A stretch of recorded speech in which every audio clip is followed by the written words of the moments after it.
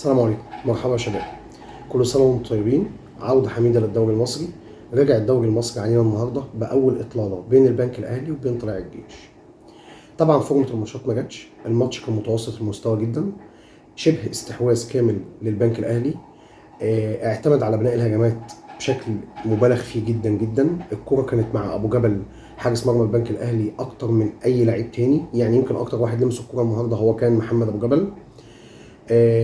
بناء هجمات نص الملعب، مفيش حد بياخد الكوره وينقلها او يعمل الكونتاكت بين نص الملعب، بين خط الظهر وبين خط الهجوم، وينقل هجمات عشان يعمل فعاليه على مرمى طلائع الجيش. ده ما كانش موجود تماما، ولكن هو كان الاستحواذ موجود للبنك الاهلي، استحواذ ما يقرب من 65 70%، مقابل النسبه الباقيه لطلائع الجيش اللي كان بينقل نقلات قليله جدا، بس كان بيقدر يوصل بيها المرمى البنك الاهلي ويهدده، وقدر بالفعل يجيب جونين. جاب الجون الاولاني من كره عرضيه من ناحيه الشمال قابلها. السلام عليكم، مرحبا يا شباب. كل سنه وانتم طيبين. عوده حميده للدوري المصري. رجع الدوري المصري علينا النهارده باول اطلاله بين البنك الاهلي وبين طلائع الجيش. طبعا فورمة الماتشات ما جاتش، الماتش كان متوسط المستوى جدا، شبه استحواذ كامل للبنك الاهلي. اعتمد على بناء الهجمات بشكل مبالغ فيه جدا جدا. الكرة كانت مع ابو جبل حارس مرمى البنك الاهلي اكتر من اي لعيب تاني، يعني يمكن اكتر واحد لمس الكرة النهارده هو كان محمد ابو جبل.